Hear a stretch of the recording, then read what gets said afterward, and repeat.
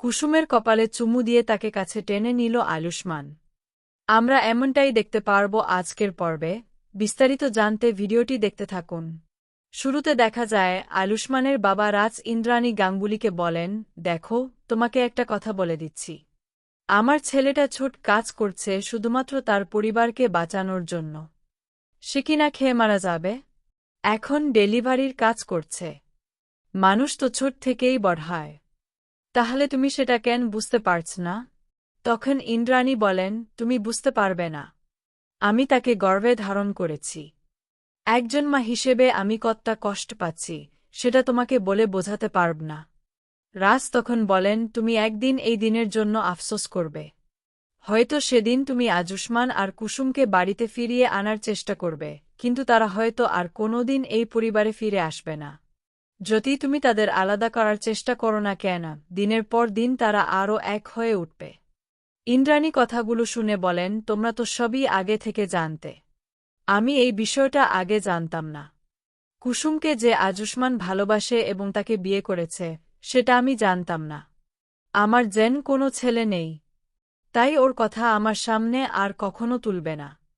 ও আমার মানসম্মান সব ধুলোস মিশিয়ে দিয়েছে।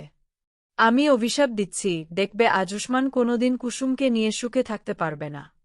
একদিন সে নিজের ভুল বুঝতে পারবে এবং আমার কাছে এসে ক্ষমা চাইবে।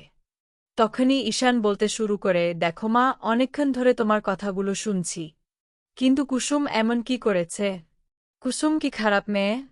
এই পরিবারের জন্য সে কত কিছু করেছে। তাকে মেনে নিতে তোমার অসুবিধা কোথায়, সেটাই তো আমি বুঝতে পারছি না। আমরা তাকে আমাদের পরিবারের মতো করেই গড়ে তুলব। এদিকে ইন্দ্রাণী তখন বলেন, আমি আর কোনো কথা শুনতে চাই না। ওর নামও আর মুখে উচ্চারণ করতে চাই না। ওদের বিষয়ে আমাদের পরিবারে আর কোনো কথা হবে না। এদিকে হঠাৎ করেই রাজের বুকে প্রচণ্ড ব্যথা শুরু হয়। মুহূর্তের মধ্যেই তার তৃতীয়বারের মতো হার্ট অ্যাটাক হয়। রাজ মেঝেতে লুটিয়ে পড়তেই সবাই চিৎকার করে ওঠে। ইন্দ্রাণী সঙ্গে সঙ্গে ঈশানকে বলেন, ঈশান, এক্ষুনি অ্যাম্বুলেন্সে ফোন করো। তোমার বাবাকে এখনই হাসপাতালে নিয়ে যেতে হবে। ঈশান দ্রুত অ্যাম্বুলেন্সে ফোন করে, আর কিছুক্ষণের মধ্যেই রাজকে হাসপাতালে নিয়ে যাওয়া হয়। হাসপাতালে পৌঁছানোর পর চিকিৎসকেরা তাকে আইসিইউতে নিয়ে যান। কিছুক্ষণ পর ডাক্তার বাইরে এসে দাঁড়াতেই ইন্দ্রাণী উদ্বিগ্ন হয়ে জিজ্ঞেস করেন, রাজের অবস্থা কেমন? ডাক্তার তখন জানান, এর আগেও তার দুবার হার্ট অ্যাটাক হয়েছিল। এটি তৃতীয়বারের হার্ট অ্যাটাক, তাই বেঁচে থাকার সম্ভাবনা খুবই কম। এই কথা শুনেই ইন্দ্রাণী বলেন, আমি এত কথা শুনতে চাই না। যত টাকা লাগুক, আমি আমার রাজকে সুস্থ অবস্থায় ফিরে চাই। তখন ডাক্তার বলেন, আমরা আমাদের সর্বোচ্চ চেষ্টা করব। কিন্তু জীবন মৃত্যু আমাদের হাতে নেয়।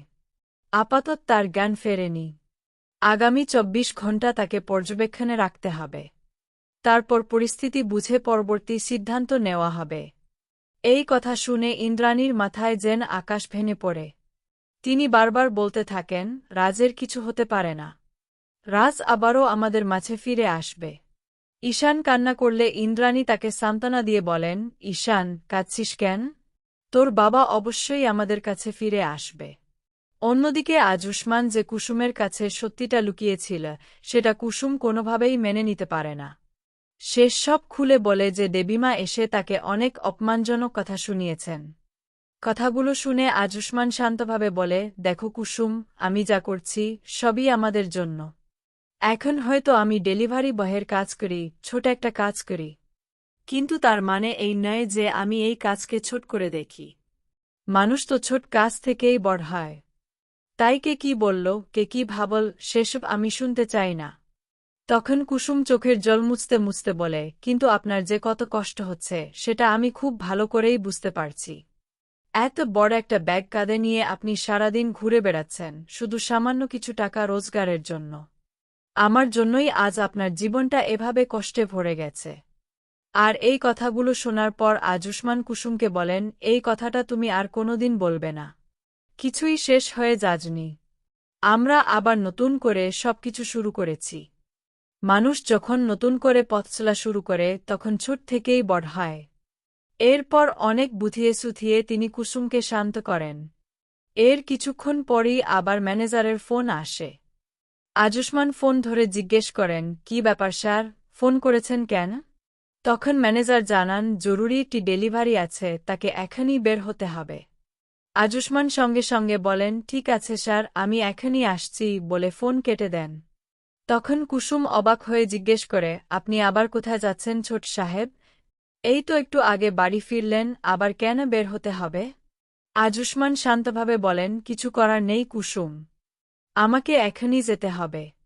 দিনের বেলা যতটা কাজ করি, রাতে যদি আরও কিছু ডেলিভারি করতে পারি তাহলে একটু বেশি রোজগার হবে, তাই আমাকে যেতেই হবে। তুমি কোনো চিন্তা করো না, আমি তাড়াতাড়ি ফিরে আসব। আর প্লিজ আমার ওপর অভিমান করে থেকো না। আমি ইচ্ছে করেই তোমার কাছে সত্যিটা লুকিয়েছিলাম, কারণ জানতাম তুমি খুব কষ্ট পাবে।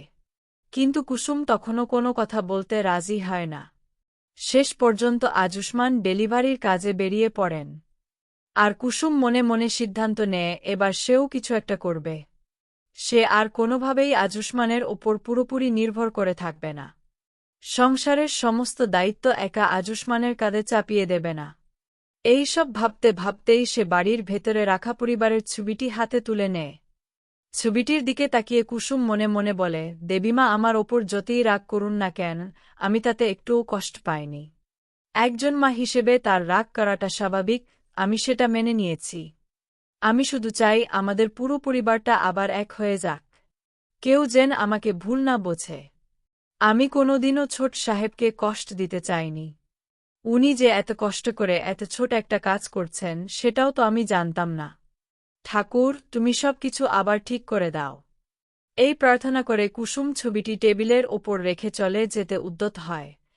কিন্তু ঠিক সেই মুহূর্তেই ছবিটি হঠাৎ টেবিল থেকে পড়ে গিয়ে চূর্ণবিচূর্ণ হয়ে যায়। কুসুম তাড়াতাড়ি ছবিটি হাতে তুলে নিয়ে অবাক হয়ে বলে, ছবিটা এভাবে ভেঙে গেল কেন? আর ফাটলটাও তো একেবারে বড়বাবুর মুখের ওপর পড়েছে। তার মানে কি বড়বাবু কোনো বড় বিপদের মধ্যে আছেন? না না, আমাকে এক্ষুনি খোঁজ নিতে হবে, যেন কোনো অঘটন না ঘটে। এই কথা বলতে বলতেই কুসুম কান্নায় ভেঙে পড়ে। তারপর মনে মনে ঠিক করে, সে একবার ঈশান সাহেবকে ফোন করবে এবং বাড়ির সবার বর্তমান অবস্থা সম্পর্কে খোঁজ নেবে। এদিকে ইন্দ্রাণী আর কোনো কথা বলতে পারেন না। আর কিছুক্ষণ পরেই ডাক্তার জানিয়ে দেন, আপনারা চাইলে এখন রোগীর সঙ্গে দেখা করতে পারেন। ইন্দ্রাণী তাড়াতাড়ি রাজের কাছে গিয়ে তাকে ডাকতে শুরু করেন, রাজ, তুমি ওঠো। কিন্তু রাজের তখনও জ্ঞান ফেরেনি। ডাক্তার বলেন, এখন একটাই শেষ উপায় আছে। একটি ইনজেকশন দেওয়া যেতে পারে। তাতে হয়তো জ্ঞান ফিরতে পারে, আবার নাও ফিরতে পারে। এটাই শেষ চিকিৎসার চেষ্টা। তখন ইন্দ্রাণী বলেন, তাহলে আর বসে আছেন কেন? এক্ষুনি যা করার করুন। এই বলে তিনি সেখান থেকে বেরিয়ে যান। ডাক্তার সঙ্গে সঙ্গে ইনজেকশন দিয়ে দেন। কিছুক্ষণ পরেই রাজের জ্ঞান ফিরে আসে। চোখ খুলতেই ঈশান ভীষণ খুশি হয়ে যায়। ডাক্তার জানান, রোগীর জ্ঞান ফিরেছে। এখন আপনারা তার সঙ্গে কথা বলতে পারেন। এই খবর শুনে সবাই স্বস্তির নিঃশ্বাস ফেলে। এদিকে ঈশান হঠাৎ খেয়াল করে বলে, মা আবার কোথায় গেল? ইন্দ্রাণী তখন মন্দিরে গিয়ে রাজের জন্য প্রার্থনা করতে থাকেন। তিনি বলেন, ওর যেন কিছু না হয়। আমি আমার রাজকে এত তাড়াতাড়ি হারাতে চাই না। ঠিক তখনই ঈশান সেখানে এসে জানায়, বাবার জ্ঞান ফিরে এসেছে। এই কথা শুনে ইন্দ্রাণী ভীষণ খুশি হয়ে বলেন, আমি জানতাম রাজের কিছু হবে না। কিন্তু তিনি মন্দির থেকে বেরিয়ে আসতেই হঠাৎ প্রদীপটি নিভে যায়। সেটা দেখে ইন্দ্রাণী ভীষণ ঘাবড়ে যান। তিনি মনে মনে ভাবেন, এটা আবার কিসের ইঙ্গিত? সামনে কি কোনো অমঙ্গল অপেক্ষা করছে? এরপর তিনি আবার রাজের কাছে গিয়ে বলেন, তোমার কিছুই হবে না। আমি সব ঠিক করে দেব। কিছুক্ষণ পর ডাক্তার এসে ইন্দ্রাণীর সঙ্গে কথা বলেন। তিনি জানান, জ্ঞান ফিরে এসেছে মানেই রোগী সম্পূর্ণ আশঙ্কামুক্ত নেয়। রাজের অবস্থা এখনও খুবই সংকটজনক। তাই যত দ্রুত সম্ভব হার্টের অপারেশন করতে হবে।